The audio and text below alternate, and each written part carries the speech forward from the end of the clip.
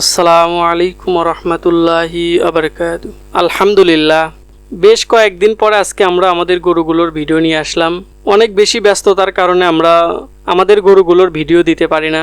প্রায় 3 থেকে 4 মাস আগে আমরা এই বাছুর দুটি কিনে এনেছিলাম।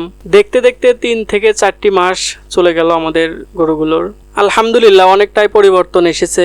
যদিও আমরা আমাদের গরুকে কোনো প্রকারের মেডিসিন ব্যবহার করি নাই, না মোটা তাজা করার জন্য ইনজেকশন, না বিভিন্ন প্রকার ভিটামিন ওষুধ। আমরা শুধু কৃমিনাশক খাওয়ানোর পরে জিঙ্ক এবং লিভার টনিক দিয়েছি।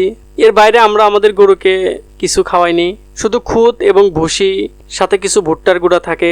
যদিও কিছু ভিটামিন খাওয়ানো জরুরি, কিন্তু সেগুলো আমরা গরুকে খাওয়াই নাই। আলহামদুলিল্লাহ, আমরা পর্যাপ্ত পরিমাণ কাঁচা ঘাস খাওয়াইছি। আমরা আমাদের গরুগুলোকে অল্প কিছুদিনের মধ্যে বিক্রি করে দেবো ইনশাল্লাহ। আমরা একজন ব্যাপারীকে গরুগুলো দেখাইছিলাম। সে বলেছে আমাদের গরু 1,40,000 টাকা দাম। আমাদের গরু দুটি কেনা ছিল 1,06,000 টাকা। আমাদের খাবার খরচা আলহামদুলিল্লাহ খুবই কম, যেহেতু আমরা পর্যাপ্ত পরিমাণ গরুকে ঘাস খাওয়াইছি।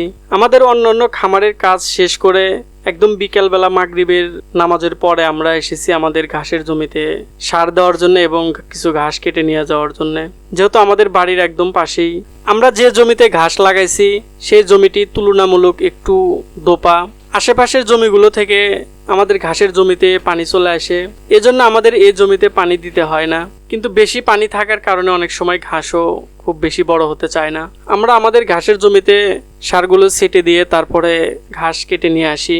অনেকটাই অন্ধকার হয়ে গেছে। যাই হোক, সবাই আমাদের জন্য দোয়া করবেন, আমাদের খামারের জন্য সবাই দোয়া করবেন।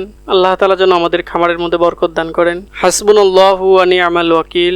বান্দার জন্য আল্লাহ তাআলা যথেষ্ট। আসসালামু আলাইকুম ওয়া রাহমাতুল্লাহি ওয়া বারাকাতুহু।